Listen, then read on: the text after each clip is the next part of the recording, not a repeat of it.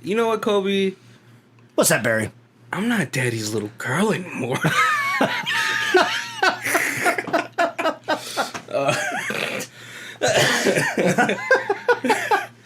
That was probably one of the most awkward transitions into a musical number I've ever seen in a movie. Yes. What's going on, guys? My name is Barry.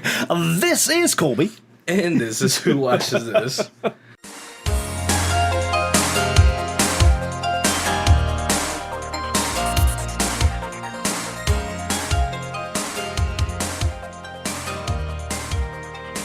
Theme music. All right, welcome to the third week of Teen Shakespeare Month. Okay, yeah, we call it that. I don't know if I forgot what a teen movie is inspired by the Shakes. Yes, by the Shakes, yep. And, it wouldn't be a month without at least one rendition of Romeo and Juliet. Right. So, today, if you've ever wondered, on our first segment, it's pretty bare. Yeah. But in 2006, the world decided to give us the hip-hop opera we didn't know we needed. Without Leonardo DiCaprio. But in this rendition of Romeo and Juliet, we have the actor Nate playing Rome. Yep. And a 16-year-old white girl named Jewel.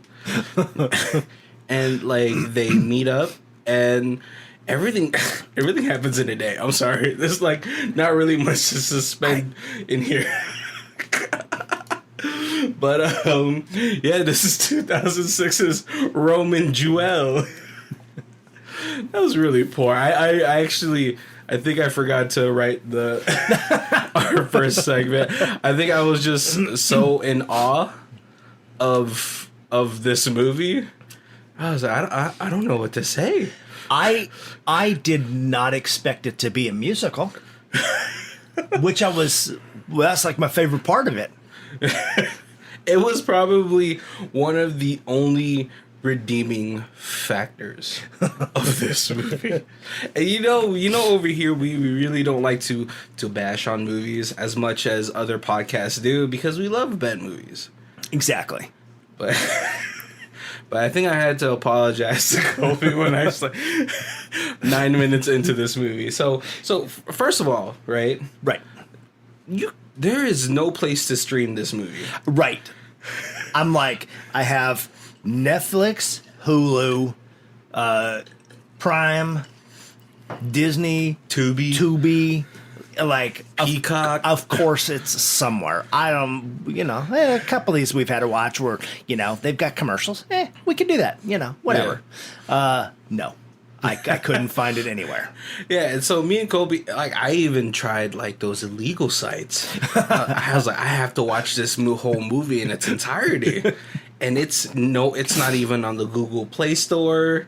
It's not in the Apple Store. Right? Yeah, because that's also happened sometimes where I'm like, it's on a service I don't have, so I'll just rent it from Prime. Yeah, and when Prime says this movie is not currently available, there's something wrong. Because Prime is Amazon, right? It's our neo-feudal lord Jeff Bezos's streaming service. Yep. And it's not on there, so I think that should speak volumes.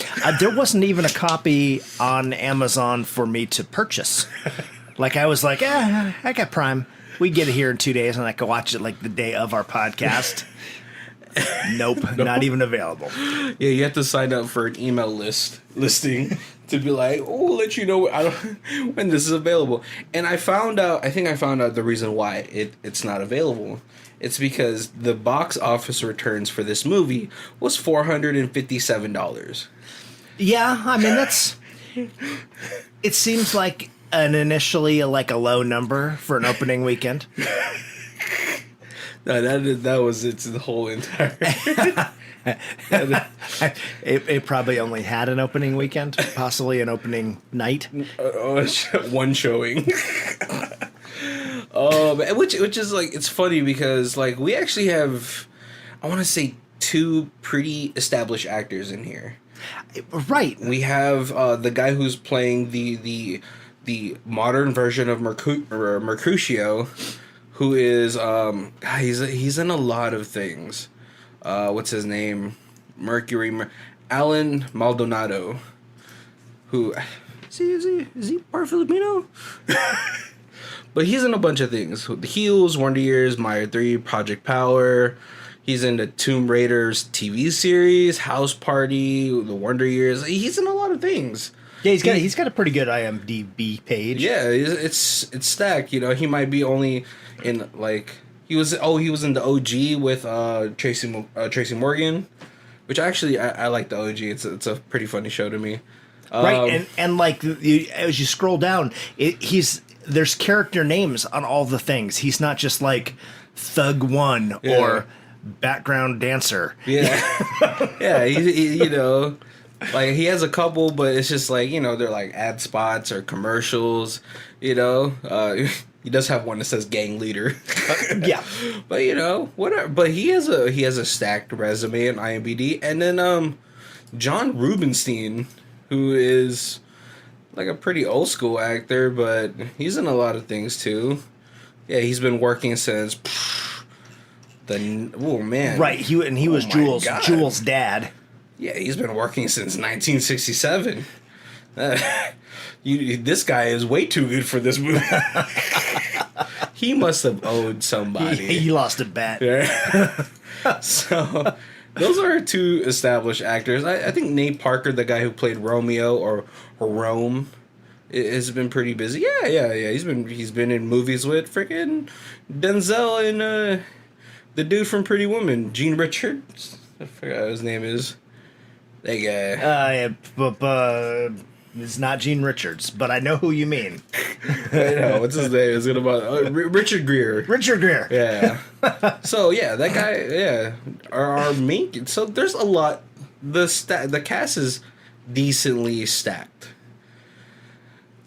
Yeah, he's got some talent, and that's where that's where the problem lies. I don't know. It's 2006. You know, it's obviously a low budget. What year did the Leonardo DiCaprio? 96. 96. Yeah. Oh, okay. That was quite a lot longer That's 10 ago years, than I thought. Yeah, that was 10 years or 12 years before Roman Jewel. Right. Yeah, I would have guessed that was early 2000s. You know, it's because, like, Leonardo DiCaprio, he kept his boyish charms for so long until, like, he kind of, like, got middle-aged.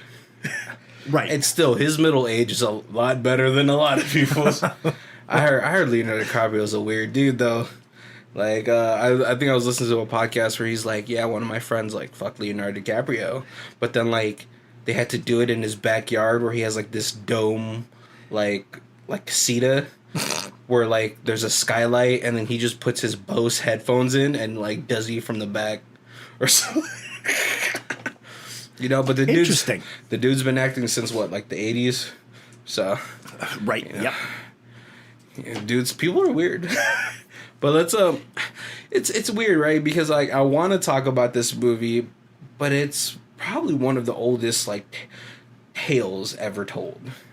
Right. Yeah. Like, at this point, who doesn't know the tale of Romeo and Juliet? Right. Or you've seen some movie that was based. Didn't even say it was, but you watch and you're like, oh, that's Romeo and Juliet. Yeah, and unfortunately, as I was watching this movie, I was like, maybe I should have just given Kobe Nomeo.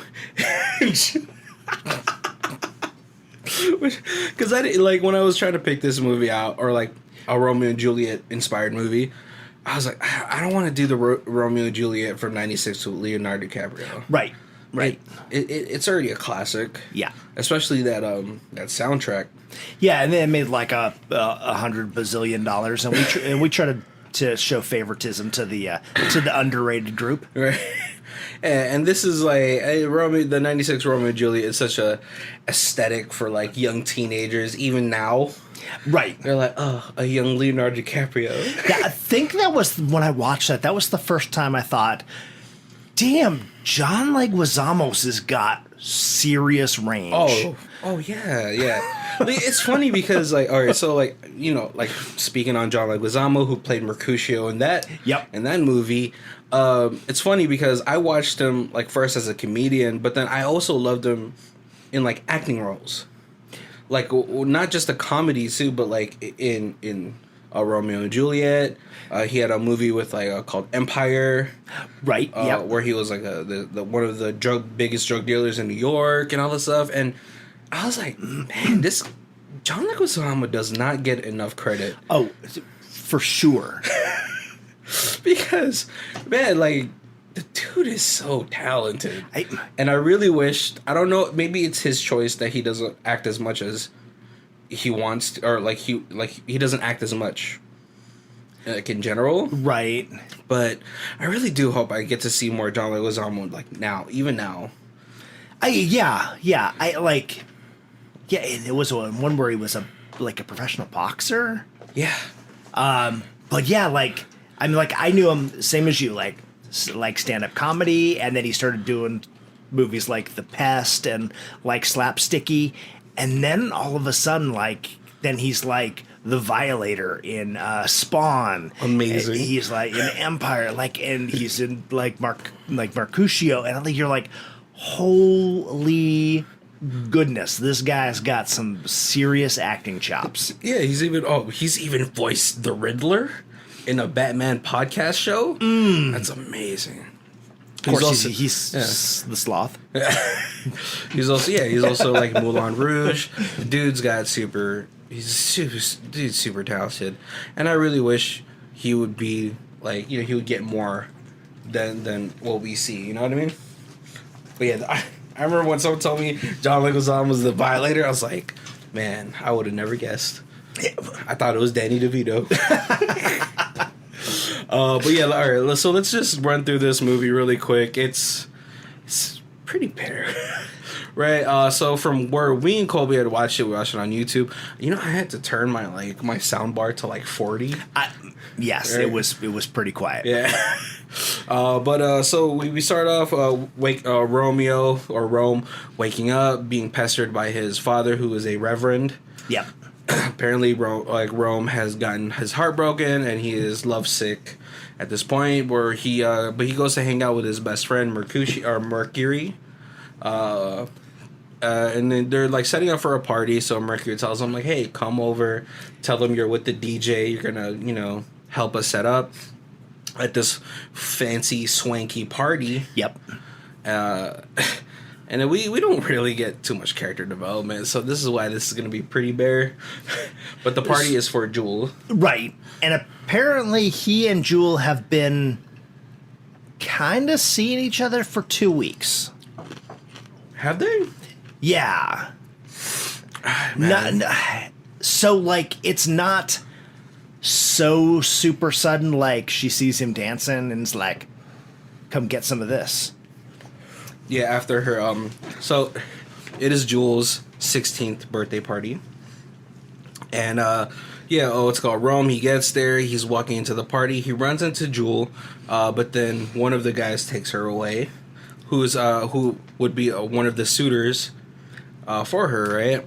And then she gets up on stage and she sings, "I'm Not Daddy's Little Girl Anymore." Right. While decent voice. I know, but awkward transition. It is. But she is hardcore I fucking Rome. It's the first song, and so because Mercury comes out and he kind of like raps the intro before he starts DJing, and that seems totally like, yes, that's what you would do. Yeah. And then she gets up there and starts singing, and I'm like, is this a musical?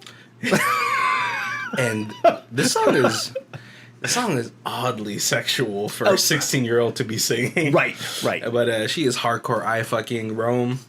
And like she gets off the stage, they start dancing a little. They're like dancing like they've known each other for a long time. Right. And then she takes them away into like their orchard. Yeah. And then they do another song, which I think is like Shakespeare's original lines, but they just like made it hip hop. Right. Yep. And jazz it up. Yeah. One of the only lines I remember is that she was a cat in heat. They go back to the party, but then Jules like cousins or something. They start to fight. Right. Yeah. Mercury tries to like calm everybody down, and then we get like don't step up if you want to get your heart cut up. And some of the reviews said that was like the most awkward part, but I felt like that was the most, almost like the most true to the play idea of the Romeo and Juliet play. Yeah, and then all of a sudden they both pull out guns on each other, which I find it kind of weird. Like this is okay, so this isn't meant to be like stereotypical or anything, but like Mercury having a gun, because it's shown like I think later on that he like sells drugs and all that stuff. Right. Yeah. I don't doubt it. The white dude having a gun, 100% doubt it. Like, you know, and I'm not trying, you know.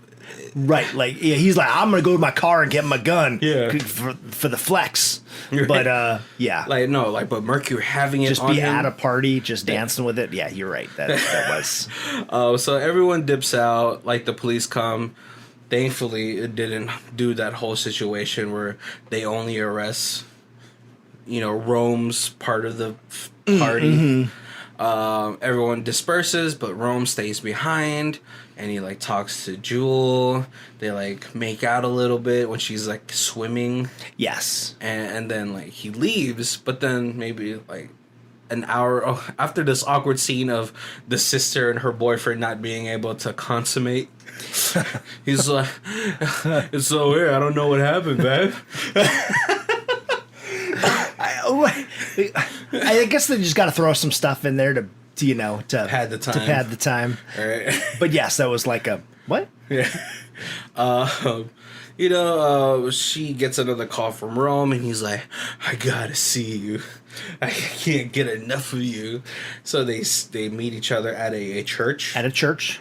An abandoned church, and they're like, oh, this gives me a great idea. Let's drive 4 hours to Las Vegas and get married over there. Yep.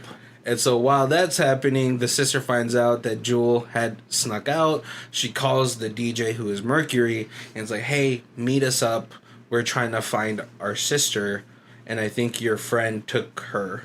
Right, yep. And so they meet up in this alley.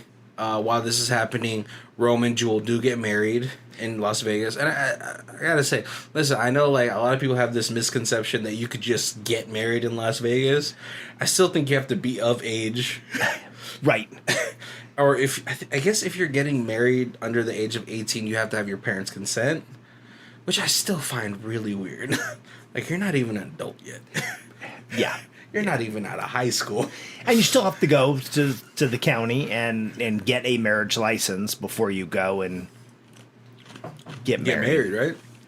You don't just like do the drive through and Elvis is like, you marry, kiss the bride, and then it's done. No, it's not quite that easy. Yeah, but while that's happening, the sister and the fiance, they try to meet up with Mercury and end up running him over twice. Yeah, accidentally hit him, and then very purposely run him over the second time, I think, because it's like, oh, well, we want him to be dead. Yeah. Because he's going to tell on us. Yeah, because like they think it's a setup when they see three black guys come to they're like, oh, right. This is a setup. But he's actually coming from behind. He gets ran over twice. They go home. They call their dad. He fixes everything.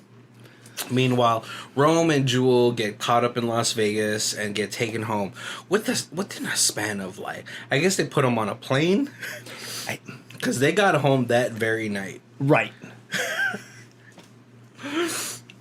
And so while all that's happening, Rome punches his dad because he's like, don't invalidate my feelings. And I was like, dude, you just knocked out your dad. That's not cool, man. But I mean, the dad was, for a reverend, he was saying some pretty out of pocket stuff. He was like, pig should be with pig, bird with bird, white with white, black with black. I was like, you're a reverend. Right. Oh yeah, in case we didn't set that up that way, it is, but this is the instead of the Montagues and the whatever this is the black family and the white family who the Rome and Jewel. Yeah, so like the whole premise of this movie is that it's interracial. Yes. You know, which for 2006 is pretty I wouldn't say like pushing the envelope, but right. Yeah, if this was the 2000 or the 96 one, that would have been much more controversial. Yeah. You know, it could have been really progressive if, I guess, Juliet. I don't know how I could set that out without sounding bad. Oh man, I just like ripped a part of my skin from my lip, and it's like bleeding. No. So everyone gets like, so Rome has to, you know, he can't go home, so he wanders around L.A. Meanwhile, Juliet or Jewel's family is like trying to calm everything down. Of course, her dad is trying to make her take pills, but then she doesn't take the pills. Right. And then she gets a call from Rome. They want to set up, like they want to, I don't know, how you plan something to where they can run away together. Right. Yeah. Plan their escape. Yeah, and then all of a sudden he calls Mercury. So at the very beginning, when Rome was arguing with his dad at the very beginning, he goes and he's hanging out with Mercury, and Mercury's like, hey, you know I sell drugs, so I did this like combo of drugs and I took it, and it basically made me look like I was dead for like 6 hours when my parents were giving me a bunch of grief, and then they all cried over me, and when I came back to life, they were like, wow, we're so mean to you, we appreciate you and you're a good kid. Is that what happened? Yeah. So yeah, but no, but when he calls Mercury, we thought he was dead, but apparently Mercury had a body double. No, right. So yes, Mercury was not dead. Yeah. But now he's pissed at the white folk. Yeah, and he's also mad at Rome because he's in this situation because of Rome. Yes. I just don't understand where this body double came from. Yes, because he pretty comes out pretty unfazed the next day. Or the timeline in this is much less. It feels like this is like a 48-hour period that this all happens, but this may be like 4 months. Well, no, because when he calls Rome, there's a body getting taken away from the ambulance.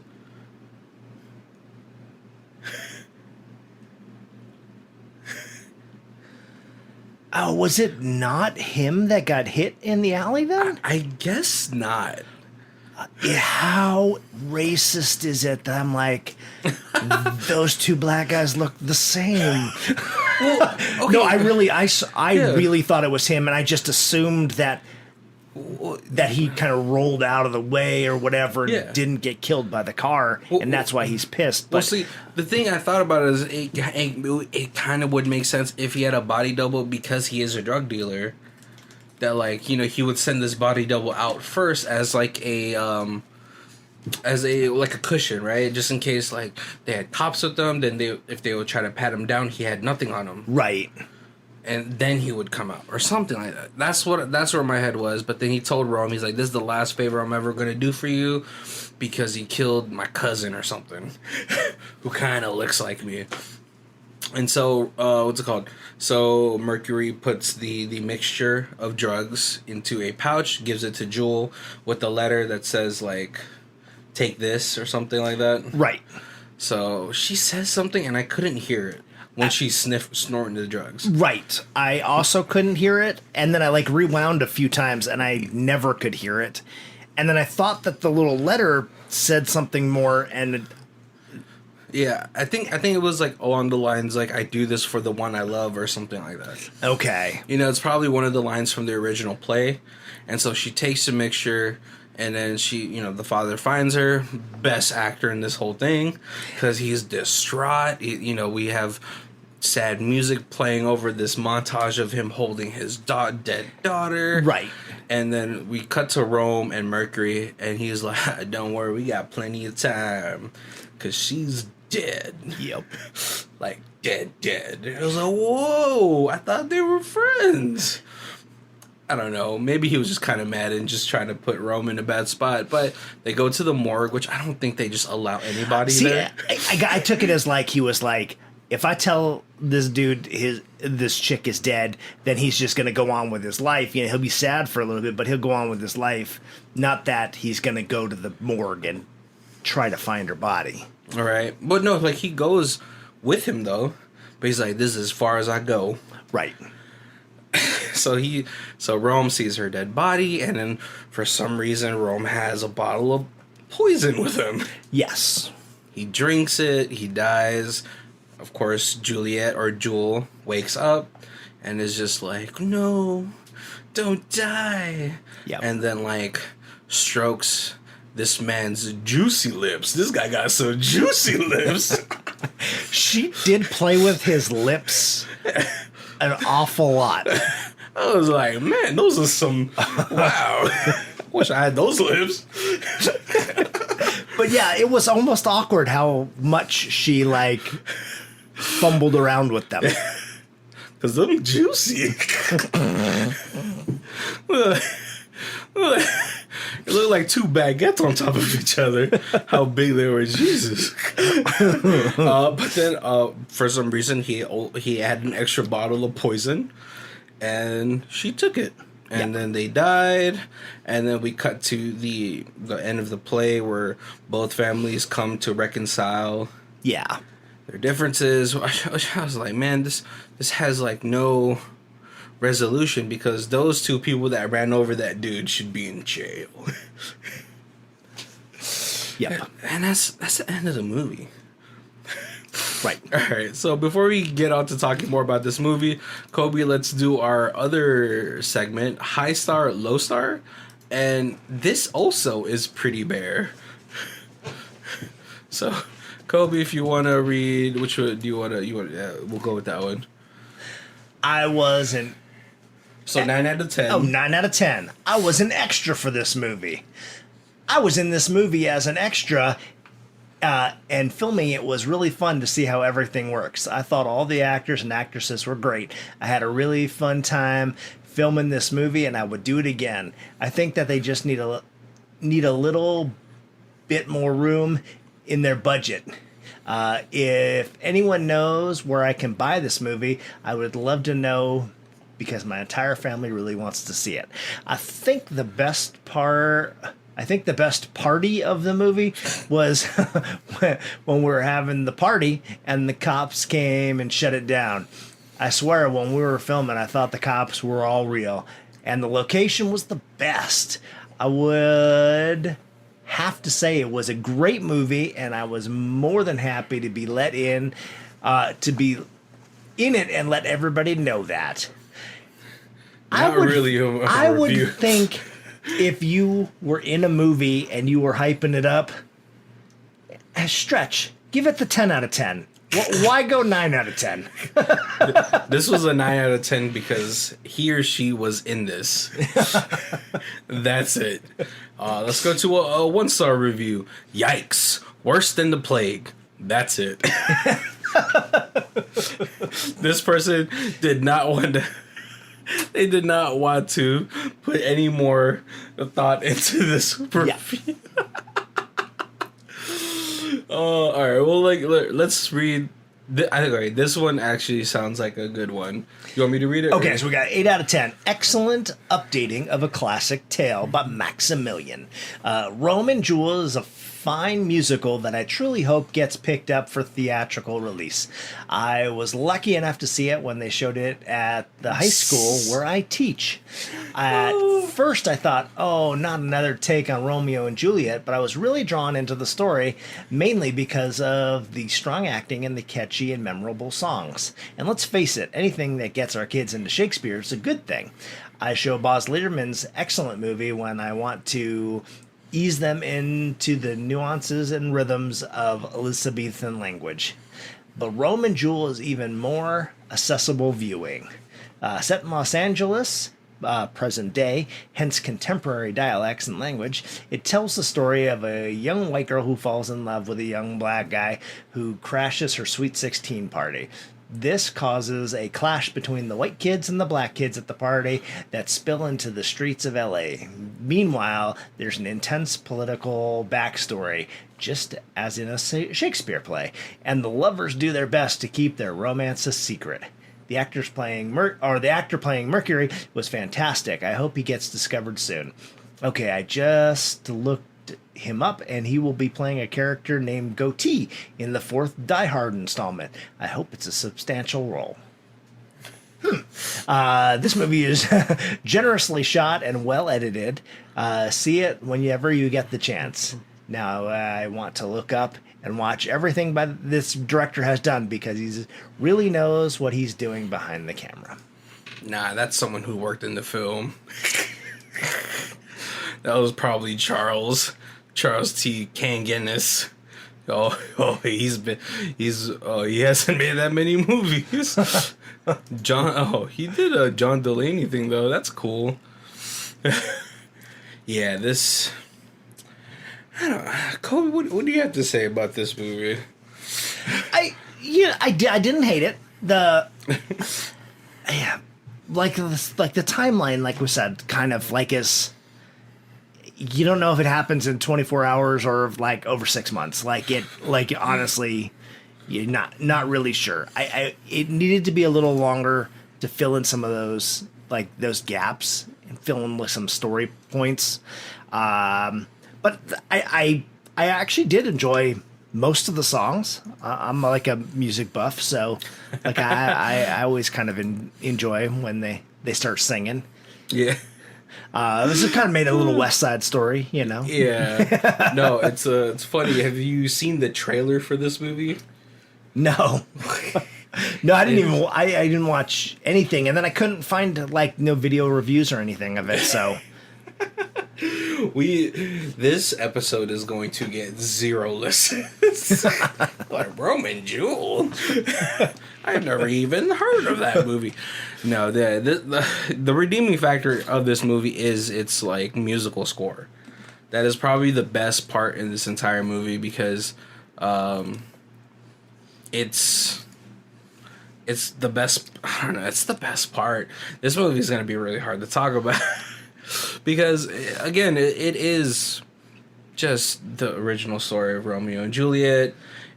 If it had a bigger budget, I think it would have been great. Yeah. Maybe some more established actors. It kind of just felt like almost a YouTube movie. Right. Yeah, I could see that. Yeah. And unfortunately, I think because like they don't establish like a timeline, you don't know how long this movie is actually taking place in their world. There's the quick romance that we get from Romeo and Juliet is also just really abrupt. Right. Because the way that I'm going to have to compare this a lot with the 96 film with Leonardo DiCaprio. And what's her face? What's the female in that one? I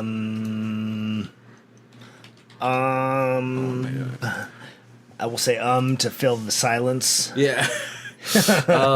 Claire Danes. Oh, Claire Danes. Yeah. So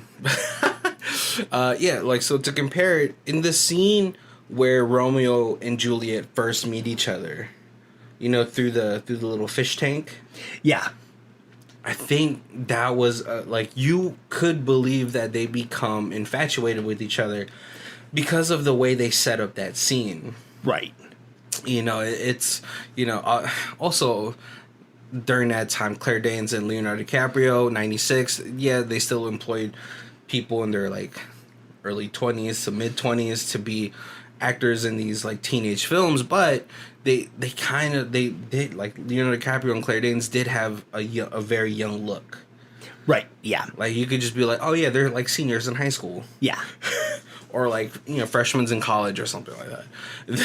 This movie hired late 20s to Well, I guess no. Like the female, they just look a lot older. Yeah. Like, I couldn't believe that they were 16. Well, she was 16. He was, I think, a little bit older because his dad does mention, you got married to an underage white girl. Right, and she's 16 because it's her 16th birthday. Yeah. But still, she looked like she was ready to intern at a law firm or something like that.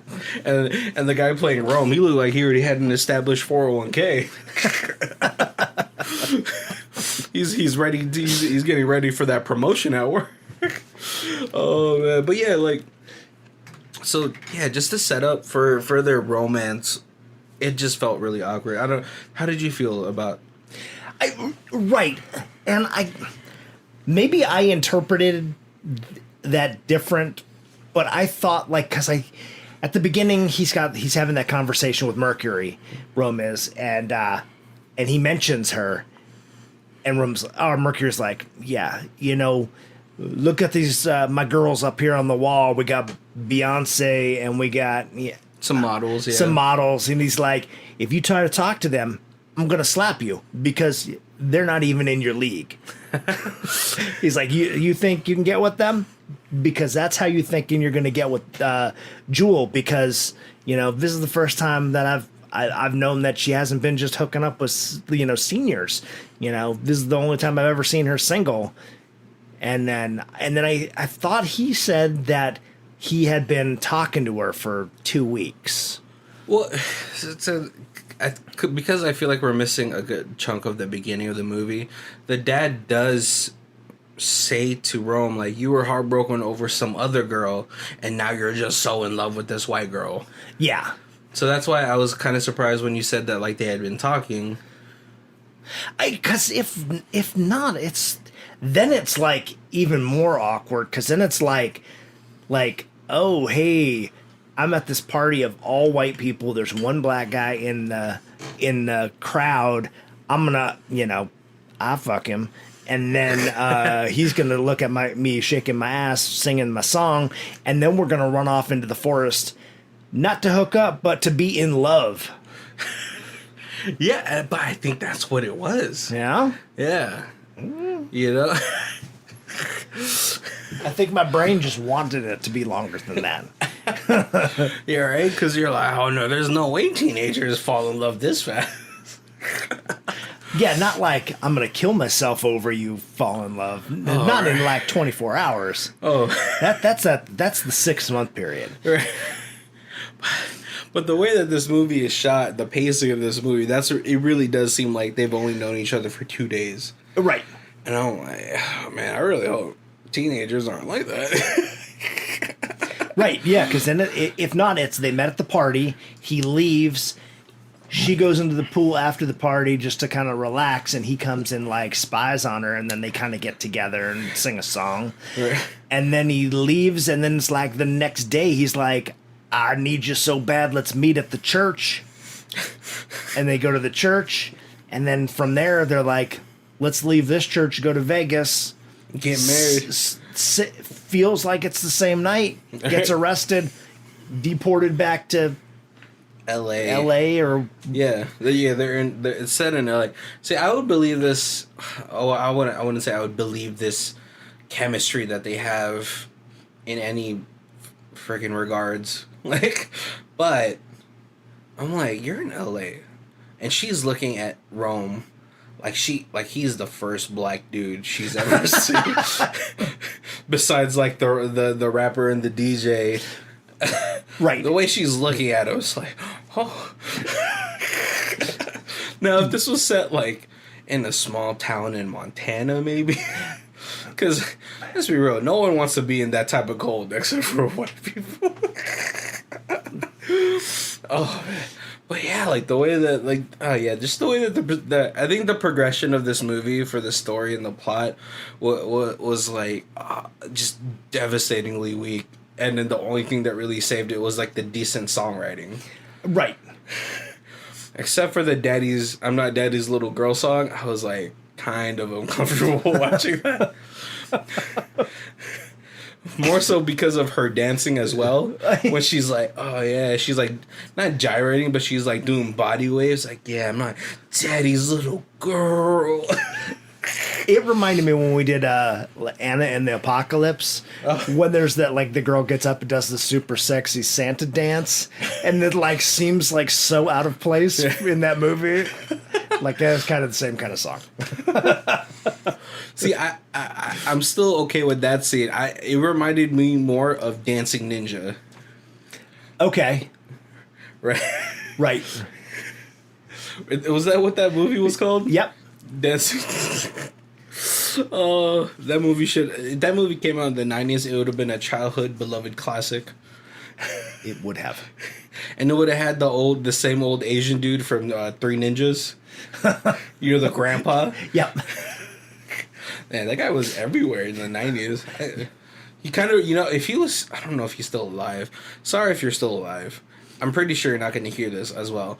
But I think he would have been now we're just going to go off on a tangent.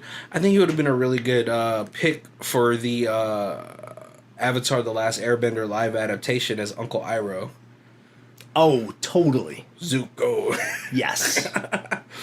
Oh, man, because he has that sort of feel. But I think they picked up Mr. Kim, the guy who plays Mr. Kim in Kim's Convenience, as Uncle Iroh, which I'm fine with too, because he's already built this up. I can't really remember. Well, I don't think. Did you ever watch it? No, right? The live action No.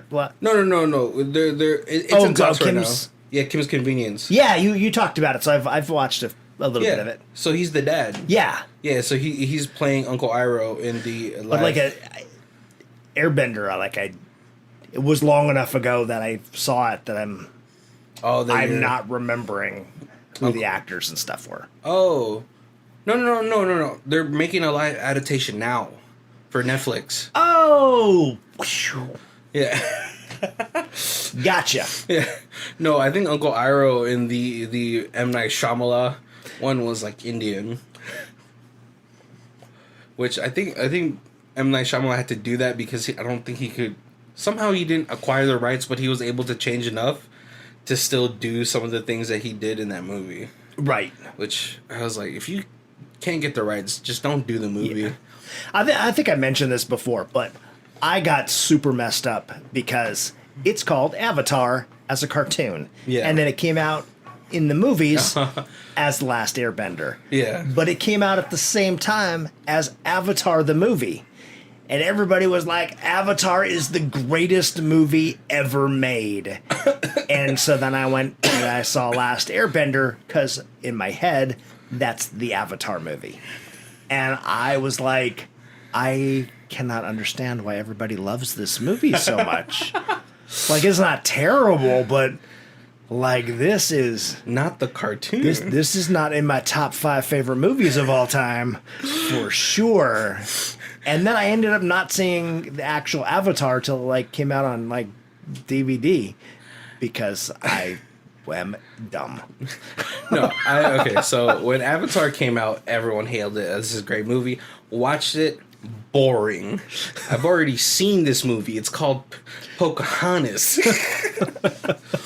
No, yeah, I think it's still pretty wild that James Cameron is still trying to make an Avatar 2. It's like, dude, it's been 2 and 3. Like I thought they were in filming 2 and 3 at the same time. Oh God, why?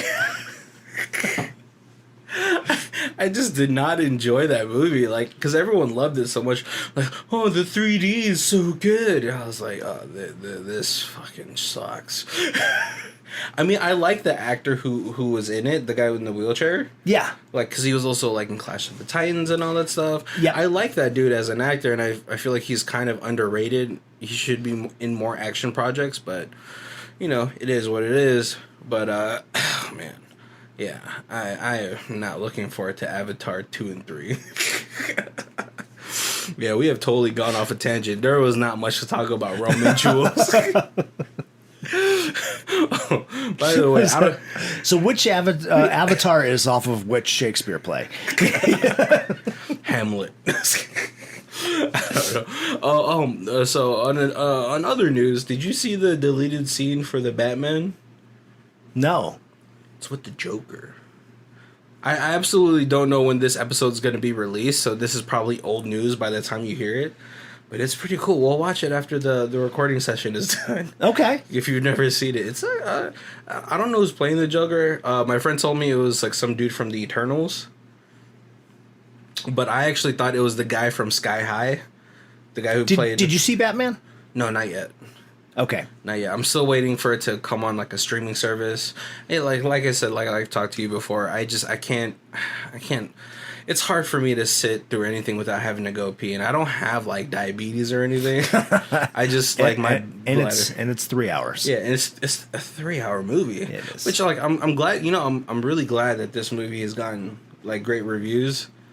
Because I feel like a lot of people, when they see Robert Pattinson, they automatically just judge him from his like Twilight days. Right. Yes. Yeah, Pattinson as a sparkly vampire, and then he goes to the sparkly Batman. Yeah, I'm really glad that he's finally able like to get a project like as big as a Batman, because I know a lot of actors kind of don't want to do like superhero films or like these highly iconic.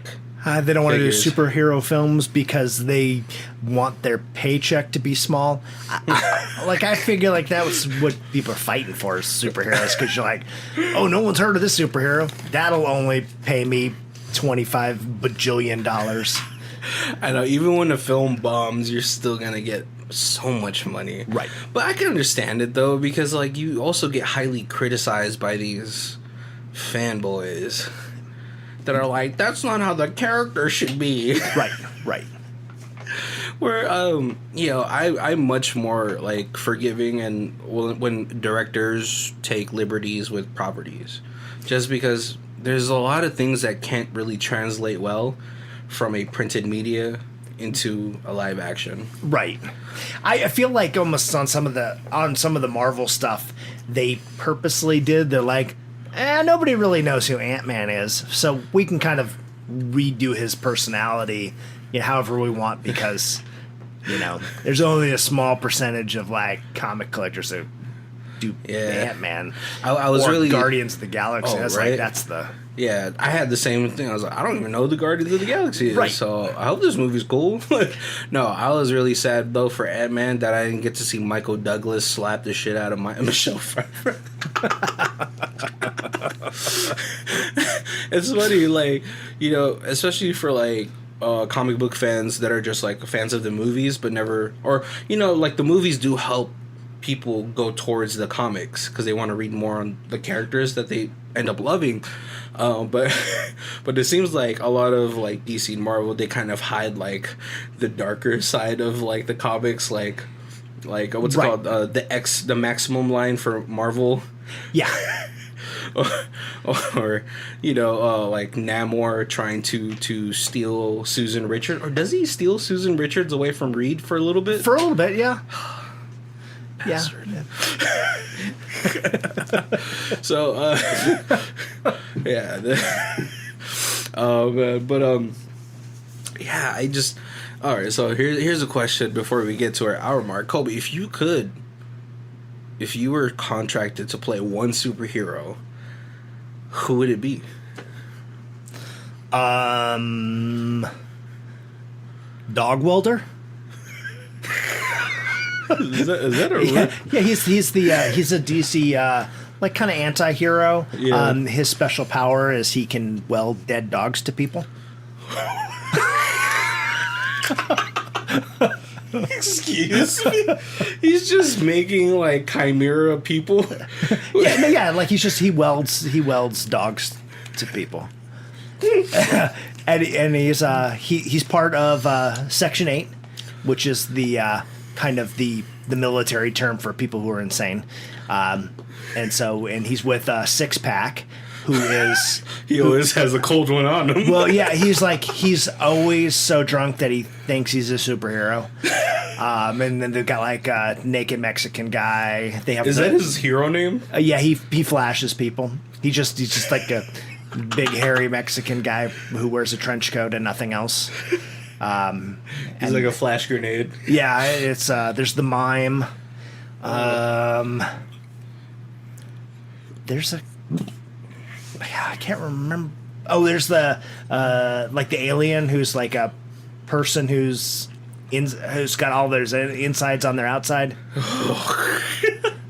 This is definitely, these are the heroes you're probably going to see in this Suicide Squad movie too.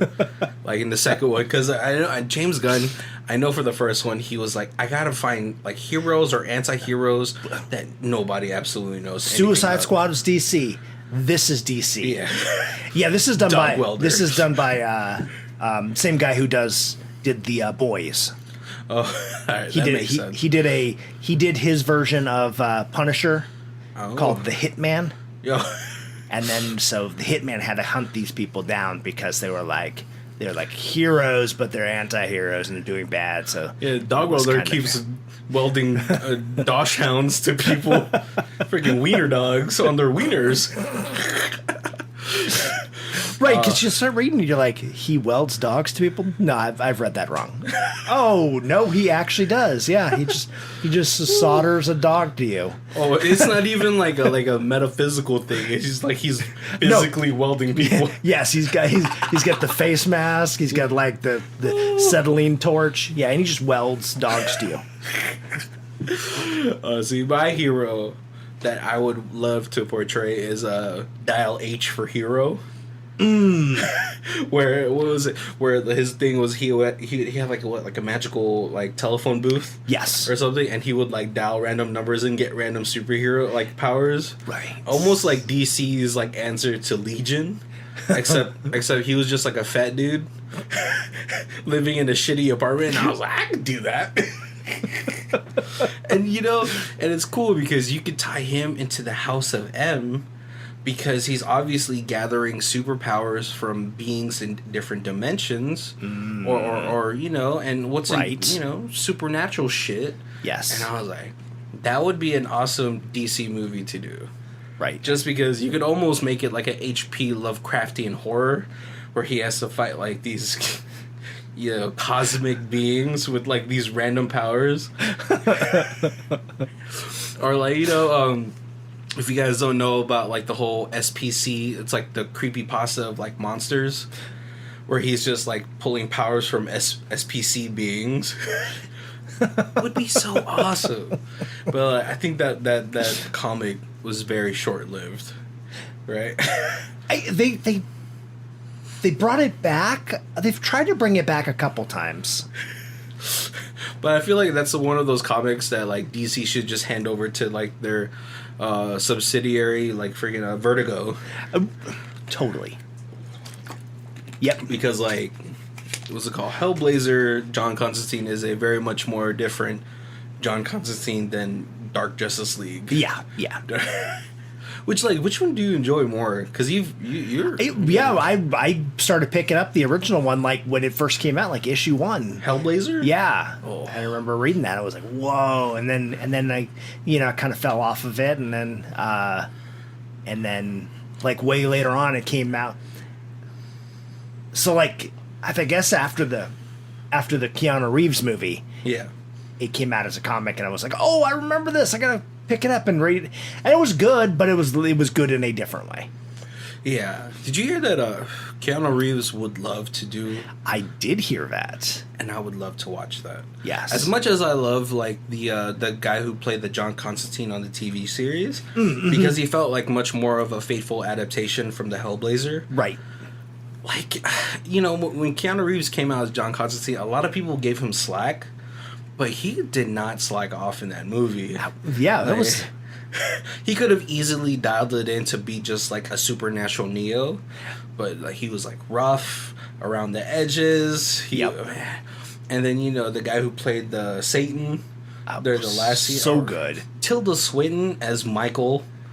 So, like, that movie's so right, good. Yes. Yeah, and the fact that the first, like, demon that you encounter is he's like exorcising a Filipino family. I was like, yeah, that's right, because Filipinos believe in that shit. I understood everything they were saying.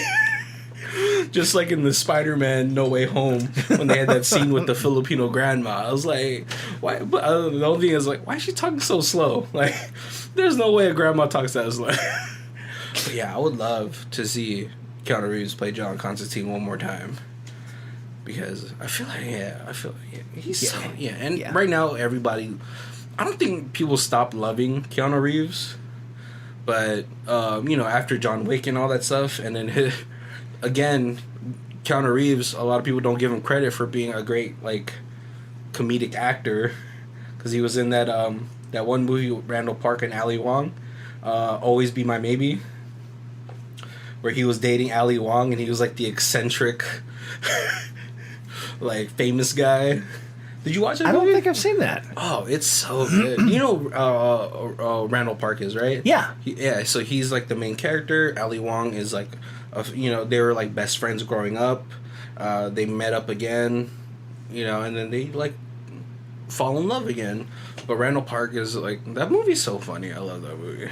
And then Keanu Reeves is in it. He makes a cameo as Ali Wong's like famous boyfriend for a little bit, but he's like eccentric. Okay, I'll have to check it out. Yeah, it's on Netflix. Promote more Asian stuff.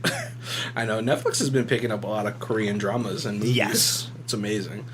Yeah, it's crazy how like you get like one thing, you get Squid Games. Yeah, does so well, and they're like, oh, okay, let's expand our library, our Asian library. Yeah, well, because before that they still had Korean dramas on there.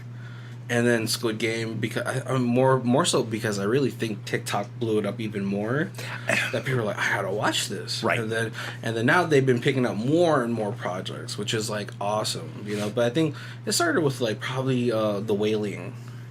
Okay, it's one of the big Korean movies that they got for like on Netflix for a little bit. They had like movies before that, but The Wailing was. We're like, okay, all right, people love Korean stuff, all right. Oh man! Was Parasite Korean? Yeah, but I think that Hulu was not. picked it up. Yeah, I was gonna say that was not Netflix. I remember having to search for that. Oh, did you watch it? I did. Yeah, amazing movie. All right, guys. Well, thank you. Thank you guys for joining us. We're coming up to our hour. This is the first time you guys are joining us. We want to let you know we do our reviews in 4 sections. We have Stream It, DVD It, Blu-ray It, and Ultimate Box Collection. Kobe, where are you at for this movie? Do we say I want the Blu-ray for the collectability of this, since this movie is rare, so rare? Like I could eBay that later on for $300. Yeah, that's tough. I mean, like, maybe I stream this and then buy the soundtrack. Right? It's hard to want this in your collection. I could watch it again though, like, but yeah, it's just if it was on a little bit cleaner format than like a bootleggy version on YouTube. Yeah. Unfortunately, like that detracted from this a little bit. Maybe I would enjoy it a little bit more. Yeah. I think in a Who Watches This First, this is it. I don't even want to stream it. It's hard to say that because I typically would like watch a movie again, but I guess until they get like a cleaner version on something.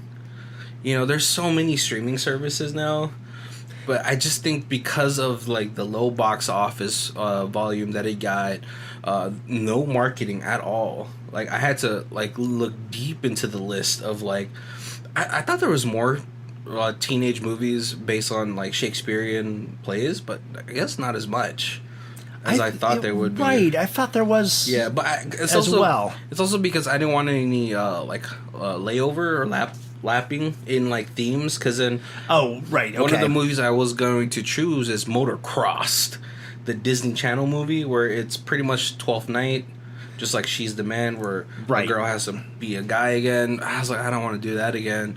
And it's like, I thought there would be more like Romeo and Juliet types, and I was like, no, we watched that one's pretty famous and all that stuff. And I didn't want to do Romeo and Juliet because it's like an animated film. It's kind of goofy, and it's hard to talk about like kids stuff, while like cursing and all that stuff.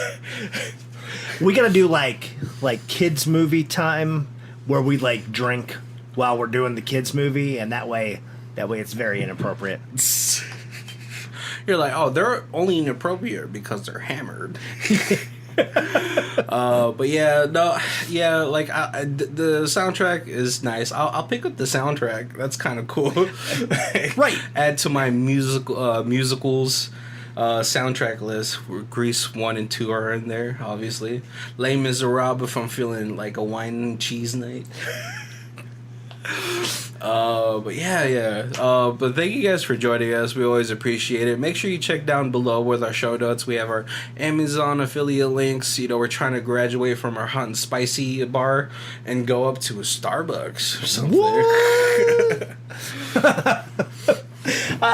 And definitely follow us on Facebook, follow our Twitter. We're working on some other social media stuff to get our name out there, you know, because we're going to blow up. One day. We